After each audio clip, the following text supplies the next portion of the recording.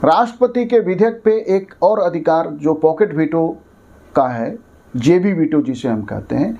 देखिए, संविधान में हमने अपने संविधान में इसका कोई उल्लेख नहीं है। हमारे संविधान में पॉकेट वीटो के रूप में कोई अधिकार राष्ट्रपति को दिया नहीं गया है। राष्ट्रपति को जो अधिकार है वो है एब्सोल्यूट वीटो। हमने एक वीडियो में बताया, वो इस्तेमाल नहीं कर सकता हमारा राष्ट्रपति। राष्ट्रपति के पास दूसरा अधिकार है पुनर्विचार के लिए भेजना, वो हमने एक वीडियो में बताया।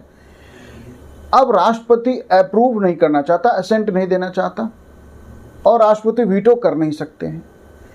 तो ऐसी स्थिति में राष्ट्रपति के पास एक जो है अधिकार नहीं है, मतलब कि ये कहिए परिस्थितिजन्य अधिकार हो गया है कि राष्ट्रपति विधेयक को अनुमति भी नहीं देना चाहता है और वीटो कर नहीं सकता, तो राष्ट्रपति उस विधेयक पे अपनी अनुमति रोक लेते हैं। ऐसी स्थिति को मीडिया ने नाम दिया है पॉकेट वीटो को, और इसे हम एक अधिकार के रूप में आप कह सकते हैं कि हमने संविधान में पढ़ना शुरू कर दिया, लेकिन यह संविधान का हिस्सा नहीं है पॉकेट वीटो।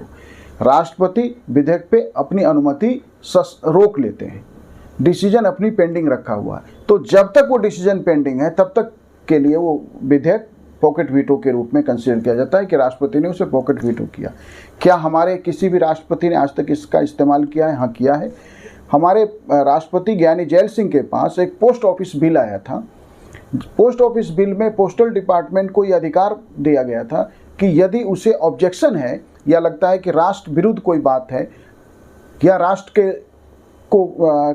के खतरों को देखते हुए किसी भी पत्र को यदि उन्हें डाउट है तो खोल के पढ़ने का अधिकार दिया गया का प्रावधान जो है पोस्ट ऑफिस बिल में रखा गया था। लेकिन इस पे पूरे देश में विरोध हुआ कि किसी भी व्यक्ति के जो प्राइवेसी है या उसकी निजता है उसका तो पूरी तरह उल्लंघन हो जाता। तो हमारे राष्ट्रपति ज्ञानी जैल सिंह ने इस बिल को पॉकेट वीटो कर दिया।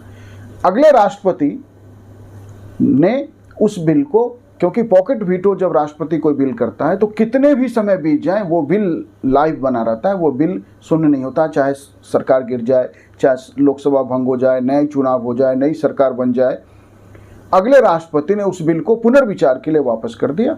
तब तक भारत जो है मोबाइल एज में एंट्री करने वाला था, पेजर युग आ गया था, टेलीफोन कनेक्शंस की डेंसिटी बढ़ रही थी, तो सरकार ने उस बिल पे पुनर्विचार नहीं किया और इस तरह वो बिल लैप्स हो गया। Thank you.